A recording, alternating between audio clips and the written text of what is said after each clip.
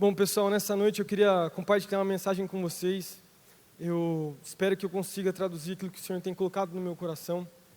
Tem a ver com algo que Deus tem falado comigo, talvez faz 1 ou 2 meses, que o Senhor tem incomodado a minha vida para pregar sobre um assunto que Deus tem me chamado para viver de forma especial na minha vida, na vida da minha família. E se eu pudesse dar um nome para essa mensagem, seria o paradoxo da vida, qual é o sentido? Paradoxo da vida, qual é o sentido? Eu sempre falo nas minhas ministrações, que não vou pregar fora, que eu gosto muito de estudar filosofia, sociologia, apesar de eu não ser professor, de nada disso, eu dou aula de apologética, eu curto demais esse assunto, dou aula de história da igreja, e eu sou fã desse tema. Eu já preguei nos adolescentes o ano passado, a gente fez uma série de 4 mensagens sobre o sentido da vida, e talvez um ponto ou outro eu peguei e roubei da minha palavra do ano passado, e os adolescentes já escutaram, faz de conta que você não escutou ainda, e seja ministrado de novo, amém? E eu queria começar perguntando qual é o sentido da vida. Talvez esse foi uma das perguntas mais feitas na história da humanidade. Grandes filósofos do passado e pensadores trouxeram essa pergunta e tentaram responder. Desde os filósofos gregos, os pré-socráticos, Sócrates, Platão, Aristóteles, a gente tem os filósofos medievais, todos esses caras tentaram responder essa pergunta, qual é o sentido da vida, o paradoxo da vida. A minha camiseta hoje que eu estou usando é a Paradoxo, mas eu estava com uma outra camiseta que era qual é o sentido de ponta cabeça. E essa pergunta, ela é existente faz muito tempo. Depois entra naquele período dos iluministas lá, que o pastor Leandro falou nessa conferência, eles também tentaram trazer alguma resposta para essa pergunta, qual é o sentido, mas existe um clamor na sociedade para entender qual é o sentido da vida. E eu entendo, e eu consigo perceber, pastoreando adolescentes e talvez até os jovens, quando eu cuido lá do Interns, que muitos jovens mesmo, e adolescentes, mesmo estando dentro da igreja, às vezes não sabem qual é o sentido das suas vidas. Não sabem qual é o sentido das suas vidas. O pastor Timothy Keller, um pastor que eu escuto demais, ele numa das mensagens, falando sobre esse assunto, ele chega e ele ministra, ele fala assim, ele faz um exemplo, ele dá um exemplo. Se eu chegasse para você hoje e falasse, vamos nos encontrar nessa noite, às 1h30 da manhã, lá na BR. Vamos nos encontrar às 1h30 da manhã lá na BR, tudo bem? Para qualquer pessoa, a primeira pergunta que a pessoa faria era, por que você vai? Por que você quer me encontrar às 1h30 da manhã na BR? O que a gente vai fazer lá? Daí eu falei, não, ele dando um exemplo, falaria tipo assim, não, vamos nos encontrar lá. E a próxima pergunta que seria feita seria, qual é o sentido da gente ir no meio da madrugada, numa BR, estar lá e olhar as coisas, o que a gente vai fazer? Para tudo que a gente vai viver e fazer, a gente vai no shopping, a gente tem um sentido, a gente procura um sentido, mas de alguma forma, a gente não sabe, eu não consigo nem descrever o porquê, as pessoas de maneira geral têm sentido para as coisas que são perto, posso dizer, não a longo prazo, mas prazos curtos, mas a longo prazo, em termos de destino das suas vidas, elas não sabem o destino, não sabem o sentido. Não sabem por que estão, por que existem, por que fazem o que fazem, por que acordam no dia seguinte. Talvez o problema da nossa era, do nosso momento, é o suicídio, muito porque não saber responder essa pergunta. Qual é o sentido? Qual é o sentido? E voltando a falar agora sobre história, o pastor Leandro falou sobre o tempo do iluminismo. Os iluministas lá, eu não vou nem tentar entrar no âmbito de história, que ele entrou e falou vários detalhes, a minha mensagem não é sobre isso. Mas se você for estudar, eu dou aula de história da igreja, e ele realmente falou que a reforma trouxe uma abertura para que esses pensadores iluministas surgissem. E esse período da história considerado o iluminismo, ele foi dividido em várias sequências. Vários dos seus pensadores, eles traduziram as suas ideias de maneiras distintas.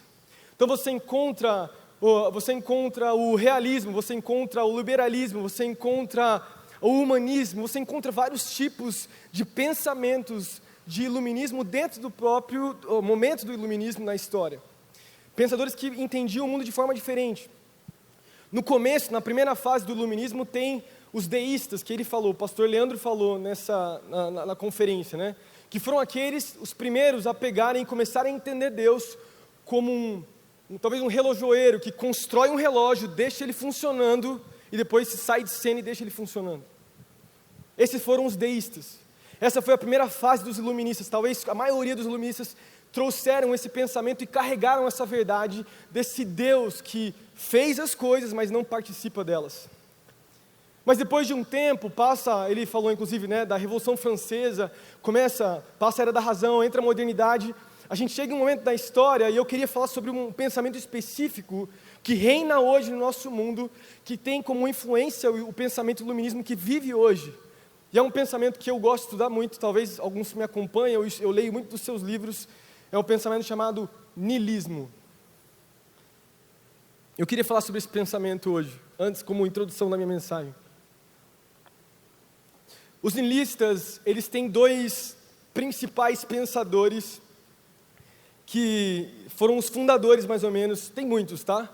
Mas dois dos seus principais fundadores, foi um alemão e um russo, um chamado Nietzsche, um filósofo chamado Nietzsche e um chamado Tolstói. E esses dois caras, eles traduziram a vida como uma vida sem sentido. O lema do niilismo é de que a vida não tem propósito e não tem sentido. Você conquista coisas, você faz coisas, você busca coisas, mas no final de tudo não tem sentido, porque não existe Deus.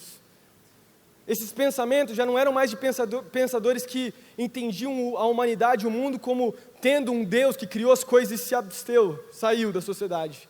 Eles entendiam o mundo como um mundo sem Deus e de que não existia propósito naquilo que eles faziam. Então eu até trouxe algumas frases desses homens, desses dois principais. Era uma corrente filosófica de que não existia um sentido objetivo. Não há mais propósito no que você constrói ou sonha. Nos pensamentos, o homem, ele entende que não existe eternidade, não existe céu ou inferno, não existe certo ou errado. Então, no final de tudo, você é livre para fazer o que você quiser. E o pensamento é o seguinte: para você ser livre, se liberte de qualquer sentido. A vida não tem sentido nenhum. Você vai morrer de qualquer jeito. E pensando, eu não vou nem entrar nos detalhes desses caras, eu não vou nem fazer citação de livros, eu não vou nem ficar me aprofundando nesse tema. Mas quando eu leio, eu gosto de ler muito. Eu estava lendo essa semana um outro livro de Nietzsche, que eu gosto muito de entender a mentalidade do jovem hoje como raiz disso. As pessoas não têm sentido, e por isso talvez que as pessoas elas perdem a vida por tão pouco. O ano passado, no final do ano passado, lá para outubro ou setembro, um menino de 12 anos tirou a vida em uma escola aqui de Londrina. Isso foi terrível. A gente começou um projeto que chamava Projeto Amarelo. A gente foi em pelo menos umas 15, 10 escolas talvez, ao longo dos 2, 3 meses que a gente conseguiu fazer. A gente vai continuar esse ano. E a gente sentiu a necessidade, porque não foi o primeiro e não vai ser o último.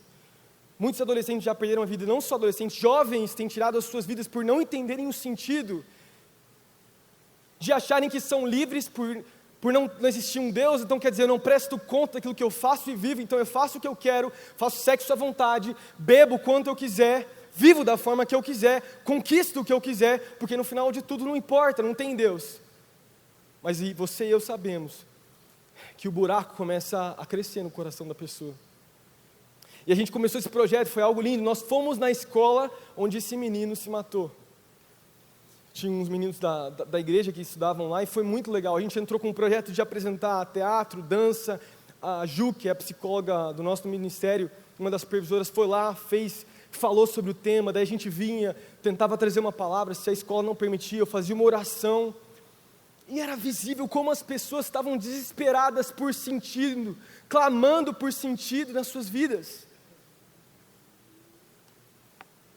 Eu diria que esse é o paradoxo da vida. Qual é o sentido de eu e você acordarmos todos os dias, conquistarmos coisas, respirarmos a nossa vida, fazermos o que fazemos? O ano passado, eu dou aula lá no Interns, e um dos alunos do Interns me procurou. Ele é dos adolescentes, é um líder de célula dos adolescentes, e ele fazia jornalismo, ele se formou em jornalismo. E no final do ano, ele estava entregando seu TCC, ele chegou para mim e falou: pastor, eu tenho uma amiga minha, que ela é muito cética, ela odeia os cristãos, odeia pastor, mas ela queria conversar com o pastor, ela queria bater um papo com o pastor sobre o papel da igreja na sociedade. você pode falar com ela? Eu falei, pode passar o WhatsApp dela, eu converso, tranquilo. Eu dou aula de história da igreja, vamos conversar. E ela me ligou, mandou mensagem, me ligou, a gente ficou no telefone quase meia hora conversando. E foi uma conversa muito produtiva, porque ela achou que eu ia vir todo preconceituoso com relação ao pensamento cético dela. E foi uma conversa muito produtiva, a gente conversou sobre o papel da igreja na sociedade, foi algo muito legal. E ela começou a ter espaço até para abrir um pouquinho da vida dela para mim. E no final ela falou, pastor, para mim finalizar a ligação aqui, já estou completando, está ótima as informações que eu peguei para o meu TCC. Eu queria te perguntar, para você, pastor, qual é o sentido da vida? E eu dou aula de apologética, eu amo isso, cara. Ela me deu um prato cheio para mim. Qual é o sentido da vida? Eu virei para ela e falei, antes de eu responder essa pergunta, deixa eu te refazer a pergunta. Qual é o sentido da vida para você? E ela começou a falar sobre a vida dela, começou a falar sobre o sentido da vida dela. E daí no final ela entrou na questão de religião, ela falou, para mim o cristianismo é como qualquer outra religião. São vários deuses e você faz coisas porque você tem que obedecer a eles. Daí eu parei e ela falei, não é verdade isso. Não é verdade isso. Daí eu falei para ela assim, todos os deuses, se você pensar Deus, ela tinha dado um exemplo, ela falou de Ilíada de Homero para mim. Falou sobre os deuses gregos, eu falei, pensa em Ilíada de Homero, que você falou aqui na entrevista. Ilíada de Homero conta a história dos gregos lá, enfim, não vou entrar, mas os deuses gregos, eles entravam na história humana por propósitos próprios. Eles não ajudavam os seres humanos. Uma hora eles estavam do lado dos gregos, às vezes do lado dos espartanos, dos troianos, e eles tinham um desejo próprio, conforme a história passava, eles se envolviam. Eu virei para ela e falei o seguinte, diferença desses deuses gregos, o meu Deus, ele se envolve com um propósito eterno, ele se envolve porque ele me ama. Diferente do que qualquer outro Deus que você pode citar para mim, desde islamismo, hinduísmo, qualquer Deus, onde você tem que apresentar um sacrifício vivo para você receber coisas e bênçãos do seu Deus, desse Deus, para mim foi diferente. Na minha realidade, há 2000 anos atrás, o meu Deus decidiu descer na terra e se tornar o sacrifício vivo para que eu pudesse ter comunhão com esse Deus e pudesse ter um sentido para a minha vida. Eu falei, por isso que é diferente. Por isso que é diferente. Daí eu comecei a ministrar do amor de Jesus para ela. A gente ficou quase 10 minutos nessa pergunta. E a gente foi construindo, foi muito legal. Ela me deu uma abertura boa para falar de Jesus, foi algo lindo. E eu fiquei pensando nessa realidade. Como nós respondemos a esse niilismo que reina na nossa sociedade.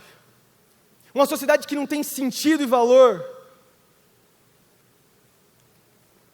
Que prega que os crentes são pessoas sem graça, que vivem regras e leis e que fazem as coisas para poder agradar a Jesus, esse Jesus que cara mais paia, né? E não é uma verdade isso. A vida tem sentido e o sentido da minha vida e da sua vida é Jesus. Você está comigo nessa noite? O sentido da minha vida e da sua vida é Jesus. O ano passado a gente fez a Noite X aqui e no final eu e o pastor Wagner a gente trouxe uma mensagem que foi algo muito legal e eu queria trazer essa aplicação. As pessoas e os filósofos, como eu falei antes, procuravam por sentido, até chegar a um homem chamado João para escrever a respeito desse tal de Jesus. E ele fala assim, e o verbo que estava com Deus, desceu e esteve com a humanidade. Eu até vou ler para mim não falar errado, né, porque eu estou falando o versículo de forma errada. Fala assim, no princípio era o verbo, e o verbo estava com Deus, e o verbo era Deus, e o verbo desceu. A palavra verbo vem da palavra do grego chamado logos, que significa a palavra lógica, que significa a palavra sentido. Então deixa eu traduzir para mim e para você. O sentido estava com Deus, e o sentido era Deus, e o sentido desceu aos homens, e o sentido trouxe sentido aos homens.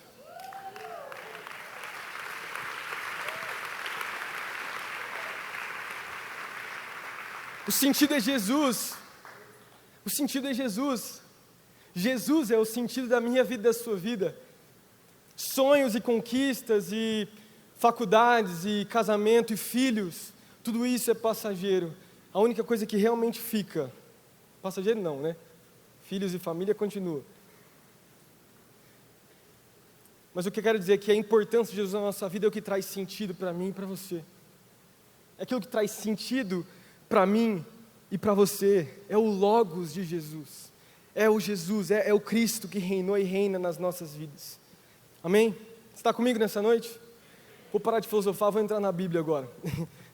Estou me atendo demais nisso. Eu queria responder uma pergunta e eu queria deixar 2 pontos para nós nessa noite. Eu queria fazer a pergunta é trazendo sentido na nossa vida, como trazemos sentido para a nossa vida? E o primeiro ponto que eu queria deixar para nós nessa noite é que o sentido é conhecer a Jesus, o Logos, e continuar a conhecendo Jesus. Mateus capítulo 7, versículo 21 a 23 fala assim, Mateus capítulo 7, versículo 21 a 23 fala assim,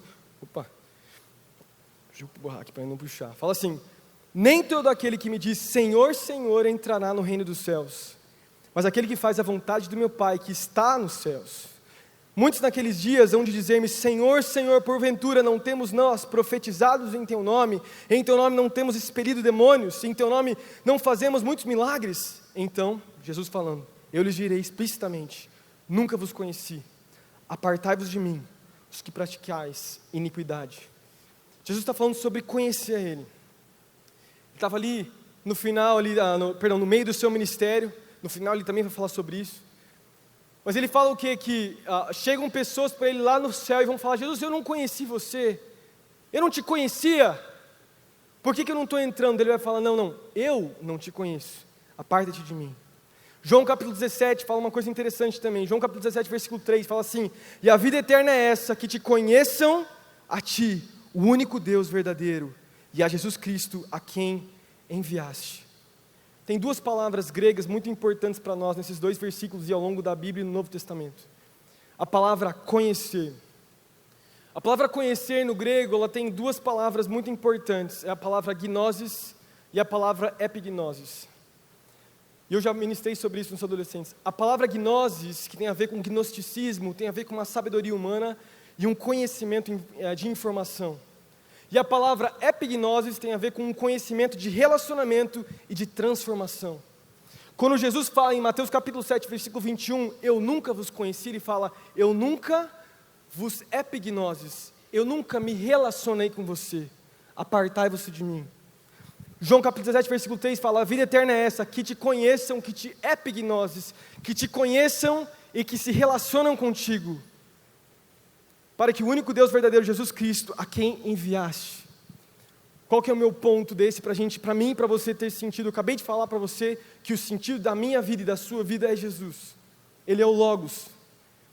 Mas deixa eu falar uma coisa para você, quando você recebe o Logos, Jesus, para morar na sua vida, a salvação ela não para só num ato, numa oração. A salvação, ela sim é permanente, mas ela exige de nós, talvez o que o pastor Luciano Subirá falou esses tempos atrás, uma santidade progressiva, onde nós somos mudados por Jesus. Mas eu quero ressaltar um outro ponto, de nós conhecemos a Jesus todos os dias. Nós recebemos o sentido de Jesus quando nós vamos aqui ao altar e recebemos a Ele pela primeira vez. Mas depois dessa experiência, todos os dias, eu e você somos chamados a conhecer a epignosis, o Logos de Deus. Todos os dias eu conheço Jesus e eu recebo o sentido dele. Chega no outro dia, quando o sentido parece se esvair de mim, eu abro a palavra de novo e eu recebo de novo a revelação do Cristo em mim, e Ele muda a minha perspectiva, Ele muda a minha vida, Ele muda o meu coração, Ele muda o meu comportamento, e eu volto a amá-lo de uma outra forma. Porque o conhecer o Cristo, ele nunca é suficiente. Se você conhece, um tanto que você conhece hoje, nunca será suficiente para amanhã, e para outra. Todos os dias nós conhecemos Jesus de uma maneira diferente. E a epignose de Cristo, que Paulo está falando, que João está falando aqui, e Mateus também está falando, é de conhecer Jesus em relacionamento, de conhecer Jesus e continuar conhecendo. Deixa eu te falar, deixa eu te trazer uma aplicação para você e para mim nessa noite, porque eu estou mirando nas pessoas lá fora que não têm o sentido das suas vidas, mas muitos aqui dentro, muitos jovens, mesmo conhecendo a Jesus, perdem o sentido do ministério, perdem o sentido de amar as pessoas à sua volta, perdem o sentido de ir numa célula, de ir no culto, por muito pouco. Quantos ex-cristãos nós temos lá fora? O que mais você encontra é pessoas desviadas. Outro dia eu estava no Uber, Estava pegando Uber, onde que eu estava? Não foi no Descende, foi antes. Não sei, uns dias atrás, um tempo atrás, não sei se foi ano passado. Eu comecei a conversar e a gente entrou no assunto de religião. E ele me perguntou, eu falei que eu era pastor, daí ele falou para mim, pastor, eu ia na igreja, eu ia na assembleia e tal, e começou a contar, eu estou desviado, minha vida está ruim. Quantas pessoas perderam o sentido da sua vida? E deixa eu te falar, as pessoas perdem o sentido, não é de um dia para outro, amanhã você fala, eu não quero mais, a maioria das vezes não é assim, eu não quero mais, chuta o balde e vai lá para fora viver a vida. É devagarzinho, você vai perdendo o conhecimento de Jesus. Devagarzinho você vai negociando, devagarzinho você vai perdendo o apetite por Jesus. E sem perceber, o conhecimento de Jesus, ele se esvai de você e você saiu desse lugar. Eu não estou nem falando de salvação, em termos de ser salvo ou não, mas deixa eu te falar, você precisa continuar conhecendo Jesus, não ache que é suficiente para você o conhecimento que você recebeu numa conferência como essa. Se você não tem uma revelação palpável de Jesus, que Jesus te falou essa semana, se eu te perguntasse, se eu chegasse para você e perguntasse hoje, o que Jesus tem falado para você nessa semana? O que Jesus te incomodou essa semana? Tem algo que Deus tem te incomodado? A gente precisa ter coisas que o Senhor vai nos revelando todos os dias. Quando eu vou aconselhar adolescentes, quando eu vou aconselhar pessoas, uma das primeiras perguntas que eu faço é como é que está a sua vida devocional? Como que está o seu conhecimento do reino? Como que você tem se relacionado com Jesus? Porque para mim isso é muito importante. Você viver uma vida diária de Bíblia, de palavra, de conhecer Jesus, faz toda a diferença naquilo que você está vivendo e no sentido que a sua vida está indo. Está dando para entender? Para mim, então, o primeiro ponto da gente entender como nós recebemos o sentido da nossa vida, não é só receber o Logos do céu em nós, no nosso coração, mas é continuar a conhecer o Logos todos os dias. É continuar tendo o sentido sendo desenvolvido no meu coração e no seu coração. Vocês estão comigo nessa noite aí? Estão animados aí? Estou falando grego? Eu falei algumas palavras gregas, né? Mas tudo bem. Então vamos lá, a gente está respondendo como que a gente encontra sentido. A gente encontra sentido através de Jesus, conhecendo o Logos, conhecendo o Cristo. Meu segundo ponto que eu queria deixar para vocês, para a gente conseguir ter sentido, nós encontramos o altar e nós nos tornamos o sacrifício. Nós encontramos o altar e nós nos tornamos o sacrifício. Eu não estou falando, Jesus foi, eu já vou explicar sobre isso. Jesus é o Cristo que foi moído por nós, o sangue dele que redimiu os nossos pecados. Eu já vou explicar isso, mas eu vou tentar falar sobre esse assunto de sermos um sacrifício. William Budd, que foi aquele cara que começou o exército da salvação, ele tem uma frase que eu pego muito para mim. Eu li uma vez e entrou no meu coração. William Budd foi aquele cara que fundou o exército da salvação, foi algo lindo, né? Um movimento, um avivamento. Ele fala assim: o maior perigo do século XX serão a religião sem o Espírito Santo, o cristianismo sem o Cristo, o perdão sem o arrependimento, a salvação sem a regeneração, a política sem Deus e o céu sem o inferno. E eu adicionaria para nós hoje, no contexto que nós vivemos, pleno século XXI, ele falou do século XX, nós temos um evangelho que prega bênçãos sem sacrifício e o melhor de Deus sem o altar, sem viver uma vida de altar. Deixa eu começar falando sobre o que é altar, porque eu vou falar sobre altar e depois sobre sacrifício vivo. Olhando para o Antigo Testamento, o altar era um lugar de comunhão com Deus. Era um lugar onde os homens e mulheres de Deus do passado tinham um epignosis de Deus. Eles conheciam a Deus e continuavam a conhecer Deus. Lógico que não o Cristo, porque ainda não tinha sido revelado, mas pensando em termos de Antigo Testamento, quando eu e você agora, no Novo Testamento, pensamos em altar, nós pensamos talvez em Elias fazendo lá, colocando as pedras, né, e pensando no céu sendo rasgado pelo fogo. Ou nós pensamos em Abraão, que era um homem de altares, pensamos em Jacó, Isaac, homens de Deus que fizeram altares. Mas quando a gente olha para o altar no Antigo Testamento, nós podemos pegar aplicações de que o altar era um lugar de relacionamento e de compromisso. Toda vez que o altar era estabelecido, um compromisso era feito. Antes mesmo da lei mosaica ser estabelecida por Deus com Moisés, o altar era um lugar muito importante. O altar era um lugar onde Os homens de Deus, eles tinham comunhão com o Pai, e eles tinham uma revelação de Deus.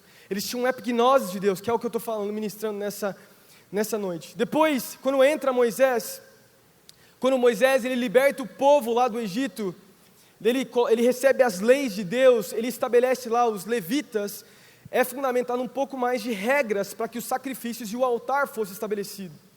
Então você tinha no templo de Salomão, para mim resumir, depois que chega, mas antes até o tabernáculo, lá depois o templo de Salomão, um pouco depois, dentro do templo nós tínhamos um altar, onde o sacrifício era feito, nós tínhamos o pão, que era colocado ali, o incenso que era acendido, e o santo dos santos. Mas o ponto é que o altar estava ali para que antes que a pessoa pudesse receber, ou antes que o sumo sacerdote ou o sacerdote fosse para esse lugar próximo ao santo dos santos, ele tinha que viver o sacrifício. Ele tinha que ter um lugar de altar. Porque o altar lhe mostrava o quão comprometido um levita, um sacerdote era com Deus. Isso fala muito comigo. Muitas vezes nós olhamos para o altar e essas leis mosaicas. Quem aqui já tentou fazer devocional no livro de Levíticos e você ficou boiando? Quem aqui gosta de fazer devocional no livro de Levíticos, Números, Deuteronômio? Quem aí curte? É difícil mesmo. Tem um ali que você já leu mesmo, de verdade? Quantos anos você tem? Estou brincando. Velho, ninguém curte, cara. Você está maluco, mano. Levítico não é um livro muito legal para fazer devocional. É um livro santo, sagrado, amém, só que é um livro difícil, complexo. Quando você olha todas as leis, as regras, tinham tipos de sacrifícios corretos. Tinham sacrifícios que eram aceitos por Deus e tinham sacrifícios que não eram aceitos por Deus. Tinham animais que eram aceitos por Deus e animais que não eram aceitos por Deus. Isso mostra que, fazendo uma aplicação para nós, e o pastor Davi falou inclusive na palavra dele ontem, que o livro de Hebreus diz que muitas das coisas do Antigo Testamento são como sombras para nós, do Novo. A gente pode aplicar para nós hoje que, dependendo do tipo de sacrifício que eu e você nós fazemos para Deus, Deus não aceita. Deus não quer qualquer coisa. Deus não quer resto. Deus não quer o resto do seu tempo. Deus não quer o resto daquilo que é importante para você. Ele quer ser o mais importante para você. Assim como ele era mais importante para o pessoal do Antigo Testamento.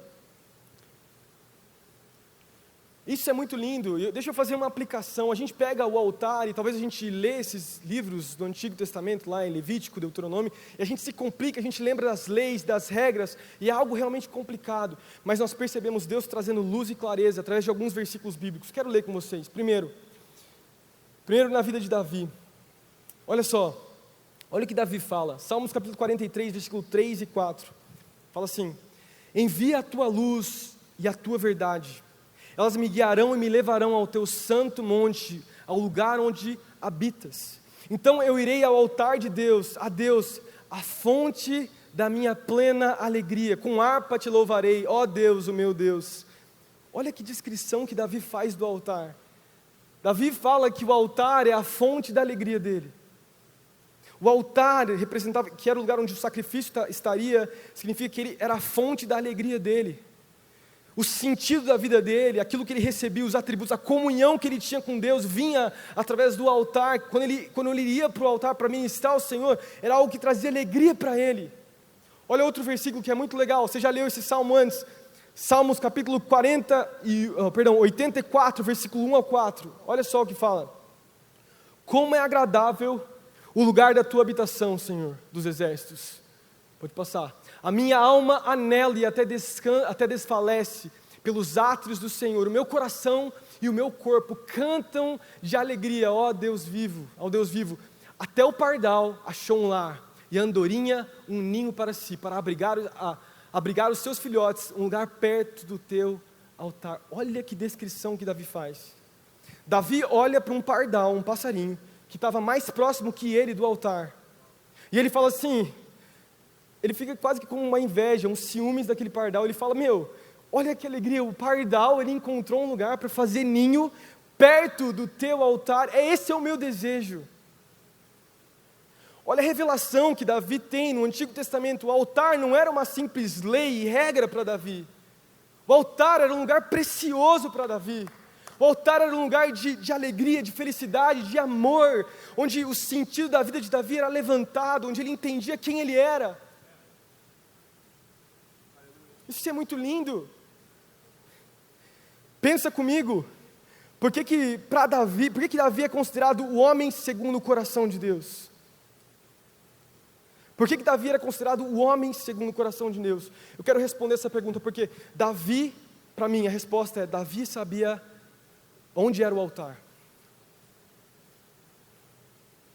Salmos capítulo 51, versículo 16 e 17 fala, Davi ele comete o pecado mais terrível da sua vida.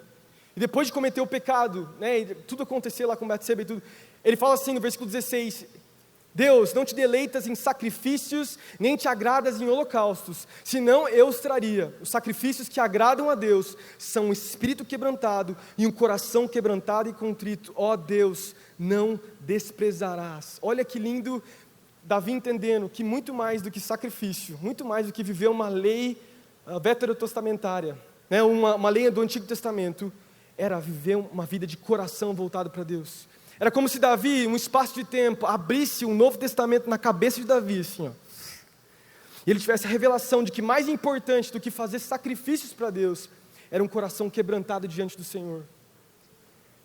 E para mim, o que fala com tudo isso, e fazendo uma aplicação agora para nós, no Novo Testamento, é de que nós, eu e você, nós, geração livre, juventude, na era moderna, como diz o filósofo Gilberto Araújo ou Leandro Vieira, nós da modernidade, no apogeu da modernidade, né?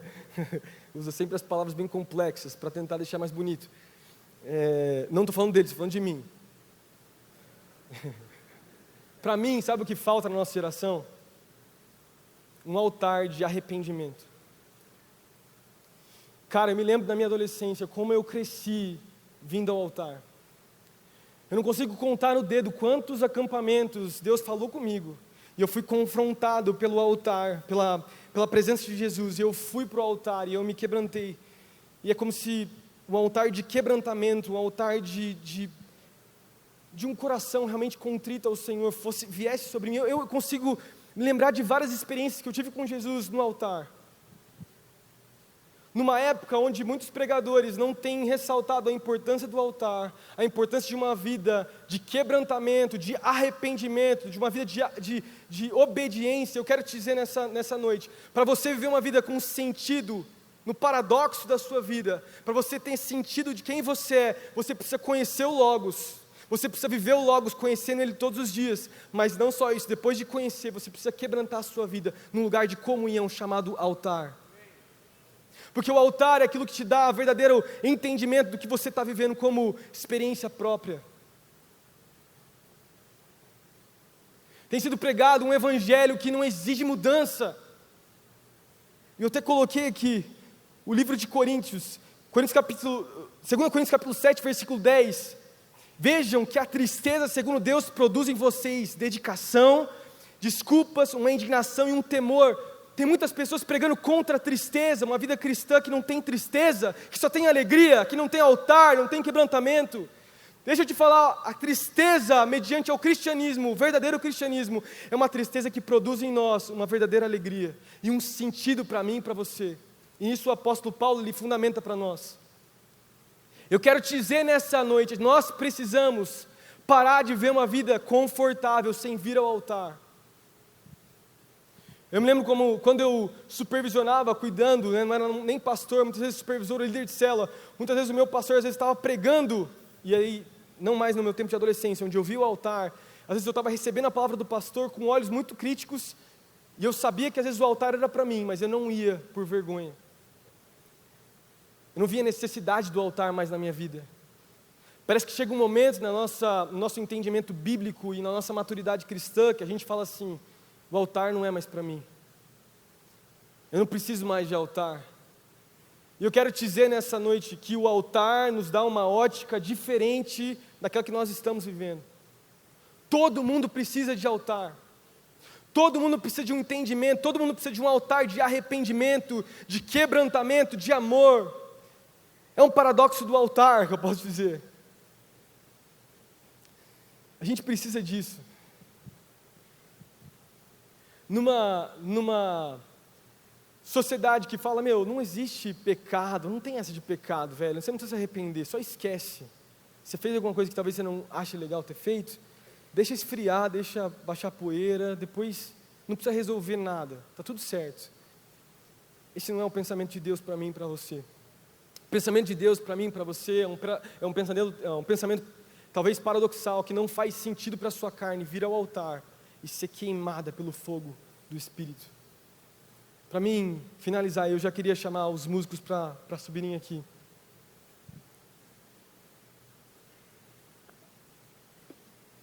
O significado da nossa vida vem através de um sacrifício vivo. Olha o que a Bíblia fala em Romanos capítulo 12, versículo 1 e 2. Você se lembra muito bem desses versículos. Portanto, irmãos, rogo-lhes pelas misericórdias de Deus que se ofereçam em sacrifício vivo, santo e agradável a Deus. Este é o culto racional de vocês. Não se amoldem ao padrão deste mundo, mas transformai-vos pela renovação da vossa mente, para que sejam capazes de experimentar a boa, agradável e perfeita vontade de Deus. Esse texto é um texto lindo, já preguei ele diversas vezes, acho que é um dos textos prediletos. Mas tem um ponto muito importante para nós, que talvez a gente nunca se atentou. Ele fala assim: rogo-lhes pelas misericórdias de Deus que se ofereçam como sacrifício vivo. O que significa ser um sacrifício vivo? Você sabe que no Novo Testamento o sacrifício já foi feito por Jesus. Já houve a remissão de pecados. Jesus já morreu por mim e por você, 2000 anos atrás, para que a gente fosse perdoado e curado dos nossos pecados. Isso já é uma obra consumada, é uma doutrina cristã, é parte da teologia, nada disso vai mudar. Que o quê? Que Jesus foi o Cordeiro que morreu por mim e por você. Ponto final, Ele foi o sacrifício. Agora, o apóstolo Paulo, ele apresenta na carta de Romanos aí, algo novo do Evangelho, dizendo que eu e você somos sacrifício vivo também. Isso fala muito comigo. Quando Deus nos chama a viver uma vida de sacrifício vivo, Ele não está nos chamando, que eu entendo é que Ele não está pedindo o nosso tempo, o nosso dinheiro, as nossas conquistas. O que Ele quer é o nosso coração. Porque se Deus tem o nosso coração, Ele tem todo o resto. Se Deus tem o meu coração, Ele tem o meu dinheiro. Se Deus tem o meu coração, Ele tem o meu tempo. Se Deus tem o meu coração, Ele tem as minhas conquistas, os meus sonhos, os meus prazeres. Tudo é dEle, tudo veio por causa dEle e tudo é para Ele. Os meus filhos são de Deus. A minha família é de Deus. Sacrificar significa dizer, assim como quando a gente vê lá Abraão e Isaac, que Deus é mais importante do que tudo que está no meu coração. Meu coração precisa ser queimado por Jesus. E tudo é dele. Estão entendendo o que eu quero dizer com isso? O caviar do Evangelho, a cereja do bolo do Evangelho, é que você precisa perder sua vida para ganhar. Mateus capítulo 16, versículo 25, Jesus fala: pois quem quiser salvar sua vida, a perderá. Mas quem perder a sua vida por minha causa, encontrará.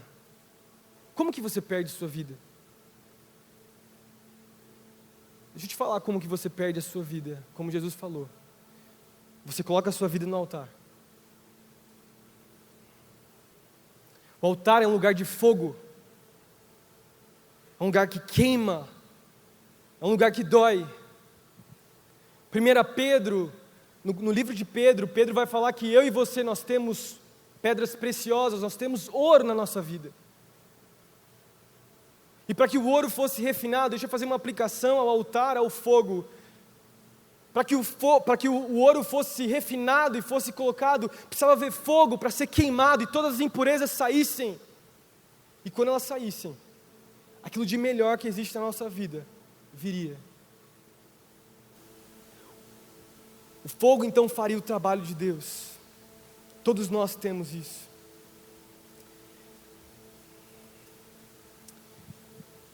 Mas esse é o problema da vida cristã.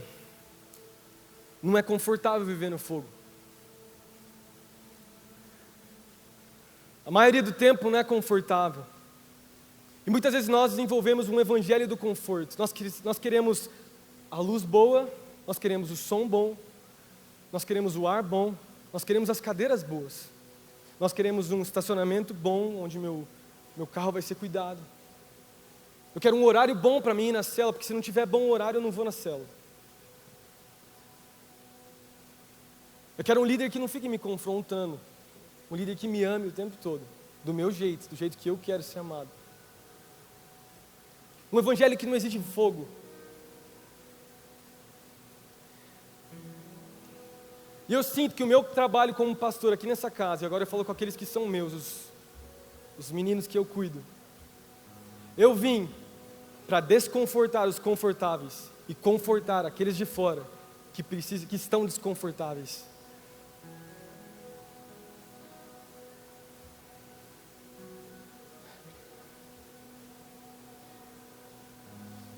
E esse é o paradigma, é o paradoxo, falei paradigma, né? O paradoxo de ser sacrifício vivo. Pensa no sacrifício vivo que fosse feito lá para Baal, né? No Antigo Testamento. Um sacrifício vivo, quando uma criança era oferecida para um Deus, para um certo Deus, a criança não ia querer estar lá. Um sacrifício vivo que fosse oferecido para certo Deus, ele ia sair correndo do fogo. Mas em Romanos capítulo 12, Jesus, através de Paulo, fala para nós: vocês são sacrifício vivo, permaneçam no fogo e deixem o fogo queimar, para que o ouro, 1 Pedro, apareça, para que as melhores partes da sua vida venham e floresçam, para que o melhor de você, os atributos de Deus, a natureza divina que existe em você, reine sobre a natureza caída, para que a vida seja abundante. E é difícil ser um sacrifício vivo. O Brasil mudou tanto, a gente vive tão bem aqui. Mas eu fui para a África já, a gente já foi até para o sertão, lugares muito pobres. As pessoas se sacrificam porque amam a palavra, e muitas vezes nós vivemos esse evangelho confortável, e nós não queremos viver no desconforto, deixarmos o fogo queimar. E eu quero te dizer nessa noite que o sentido da sua vida é conhecer o Logos de Jesus, conhecer cada vez mais, ir para o altar e deixar o fogo de Deus queimar o seu coração e a sua vida, para que o melhor apareça. E deixa eu te falar, todos nós precisamos. Enquanto eu montava essa mensagem, eu li as coisas, eu fui tendo, o Espírito Santo foi falando comigo, trazendo revelações, e eu fui falando: Deus, sou eu aqui que preciso ser incomodado. Muitas vezes eu fico desconfortável, eu fico confortável demais, eu preciso ser desconfortado por Ti, eu preciso ser chacoalhado por Ti. Eu entro em momentos de comodidade, momentos de ver as mesmas coisas. Jesus, me tira desse lugar, me coloca no Teu altar, me deixa ser como um sacrifício vivo. Ou mesmo como Isaac, que estava indo para o lugar sabendo que ele seria o sacrifício. Eu quero ser dessa forma.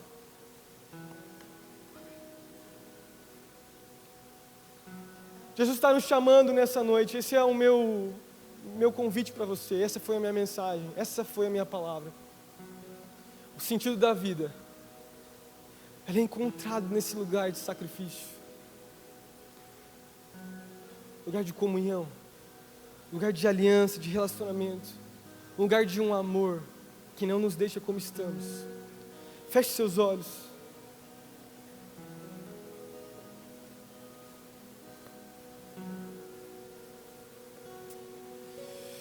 Talvez alguns aqui nessa noite,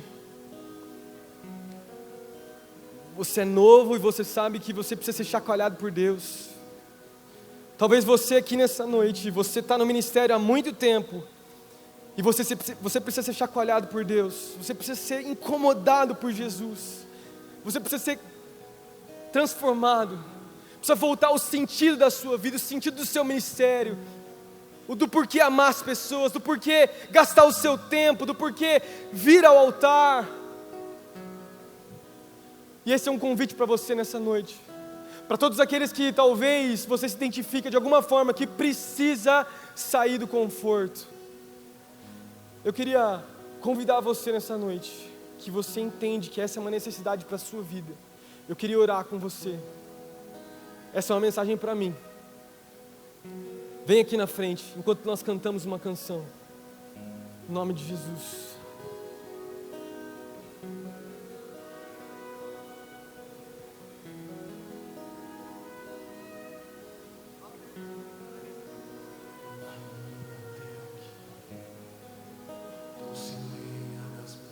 Deixa essa canção entrar no seu coração.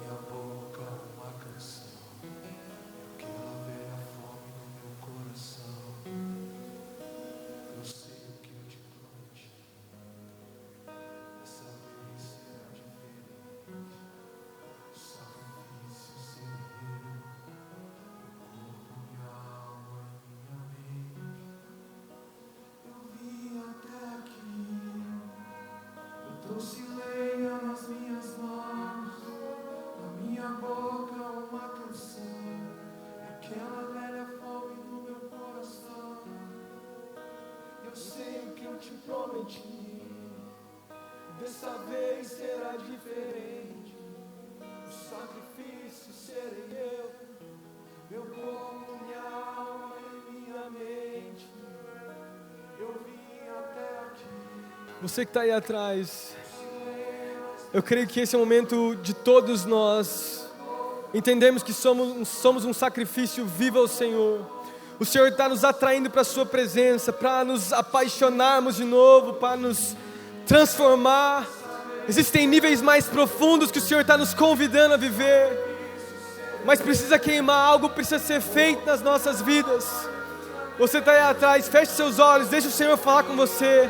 Se você quiser ajoelhar, se você quiser ter o seu tempo com o Senhor, deixa Jesus te encontrar nesse momento.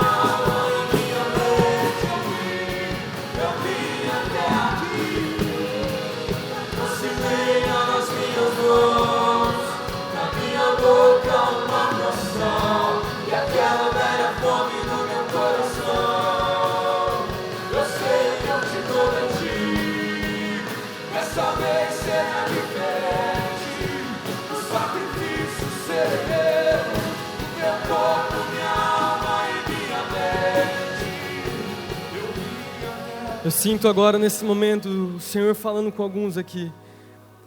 Quando a gente vai para o altar, quando a gente se torna sacrifício vivo, os nossos sonhos são destruídos. E os sonhos de Deus são reestabelecidos.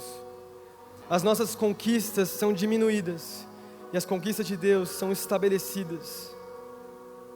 A nossa alma que clama, os nossos desejos, as nossas paixões são destruídos, são queimados, para que os desejos de Deus possam ser estabelecidos nas nossas vidas. Eu creio que nessa hora é um momento onde o Senhor está querendo fazer uma aliança com você. O altar é um lugar de aliança, o sacrifício é um lugar de aliança, e o Senhor está falando: me dê os teus sonhos, me dê os teus desejos, me dê os teus planos, me dê a sua vida por completo, me dê o seu coração, deixa eu estabelecer algo novo na sua vida. E esse é o momento de firmarmos uma aliança com o Senhor. Geração livre, uma geração que entende que não são as nossas vontades que precisam reinar nas nossas vidas, mas a vontade de Cristo em nós. E nós seremos sacrifício vivo, nós permaneceremos na fornalha, nós permaneceremos como sacrifício no altar, no fogo. Deixe Jesus te queimar nesse momento, meu amigo, minha amiga. Deixe Jesus queimar os seus sonhos, deixe Ele despertar os sonhos dEle sobre você, deixe Ele revelar talvez coisas que precisam ser tiradas da sua vida, talvez hábitos, talvez coisas ruins. Deixa Jesus falar com você nesse momento. Durante 2 minutos, eu queria que as vozes e mais o violão e o teclado tocassem. A gente vai cantar essa canção, depois a gente vai subir e a gente vai deixar o fogo queimar os nossos corações nesse momento.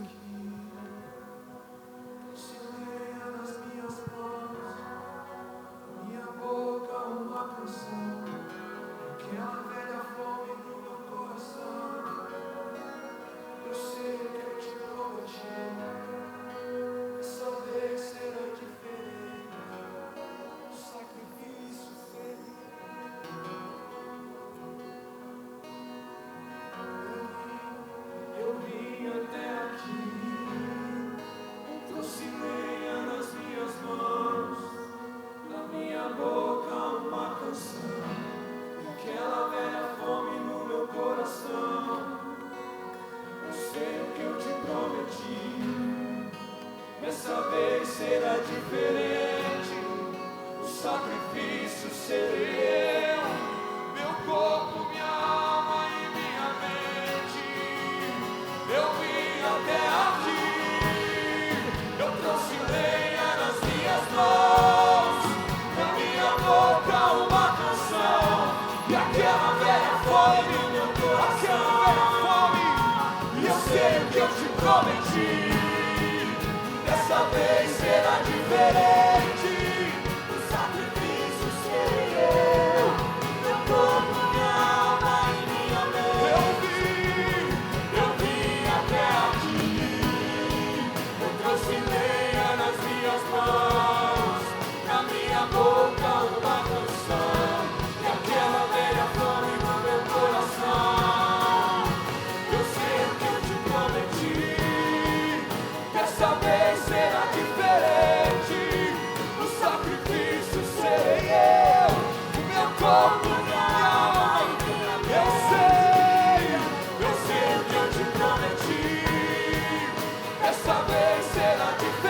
Eu sei o que eu te prometi.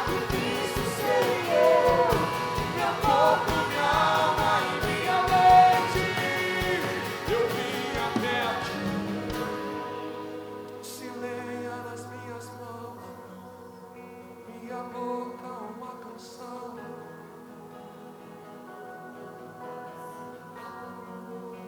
Eu sei o que eu te prometi. Dessa vez será diferente. O sacrifício seremos nós. O sacrifício seremos nós. Nós entendemos, não é a respeito de nós, é a respeito do Senhor. É a respeito de honrar o teu nome nessa geração. É a respeito de fazer o teu nome grande, alto e exaltado. E eu sei o que eu te prometi. Dessa vez será diferente. O sacrifício serei eu, meu corpo, minha alma e minha mente. O sacrifício, eu sei. Dessa vez será diferente, o sacrifício serei eu, meu corpo, minha